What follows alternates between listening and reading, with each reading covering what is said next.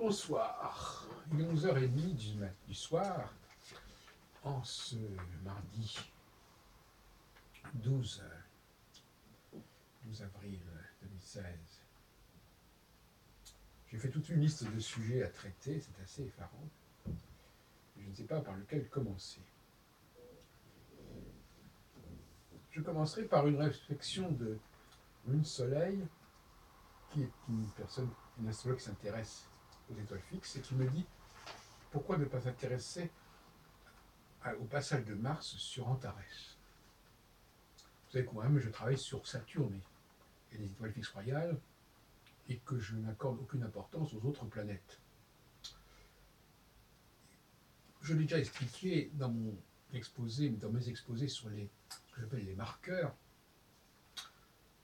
Il y a d'un côté des astres qui ont un rôle de marqueur, de l'autre côté, il y a des astres qui ont des rôles de marqués. On pourrait presque dire quelque part les astres masculins et les astres féminins.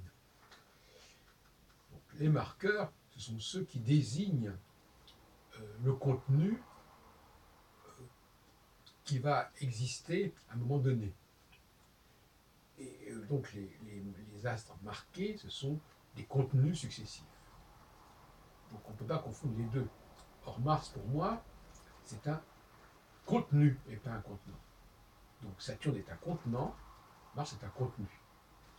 Donc le passage de Mars sur un terrestre n'a aucune signification, puisque seuls les contenants ont un rapport pertinent avec les étoiles fixes royales et pas les contenus.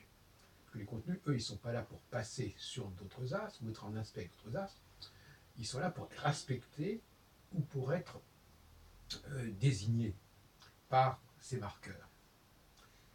Sur une base d'ailleurs bien connue, à savoir que chaque signe zodiacal est associé à une planète.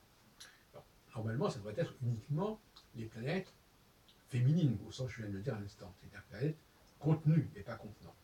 Mais malheureusement, dans la théorie des domiciles, on a intégré également le Soleil et la Lune, ce qui est une erreur magistrale commise ou reprise en tout cas par Ptolémée dans la Tétrabible.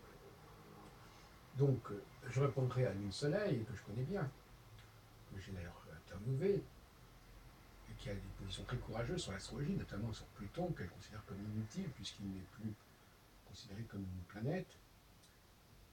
Je répondrai que de toute façon, il est tout à fait regrettable, et je suis content d'avoir reçu l'accord de Catherine Aubier récemment, un bon article sur ce sujet, il est tout à fait regrettable de ne pas se contenter d'un seul et unique cycle qui lui-même va se diversifier au fait qu'il passe par des signes successifs ou qu'il va faire des aspects à des planètes successives.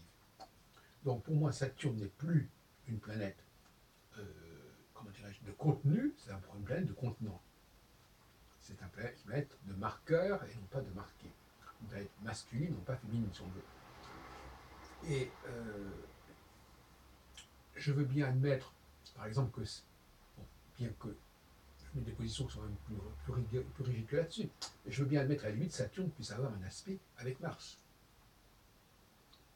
C'est-à-dire qu'à ce moment-là, il y a le contenant qui aspecte le contenu par un aspect. Ça, je veux bien l'accepter. Mais Mars n'est pas un marqueur. Il faut que ce soit bien clair. Même si chez Gauquelin, il joue un certain rôle dans sa typologie socio-professionnelle, mais ça n'a rien à voir avec la dimension prévisionnelle qui est absolument étrangère au travail de Gauquelin et aux implications du travail de Gauquelin. Cela dit, je félicite Lune Soleil de son intérêt pour les étoiles fixes royales, elle a un grand mérite à le faire, et c'est évidemment des points majeurs qu'on ne peut pas remplacer par d'autres considérations. Donc il faut absolument réintégrer les étoiles fixes royales, non seulement dans le thème natal, ce qui est à mon avis totalement secondaire, mais dans la prévision, et c'est la grande faiblesse du travail d'André Barbeau, d'avoir élaboré son astrologie mondiale sans tenir compte des étoiles fixes royales, qui ne sont d'ailleurs qu'en 4.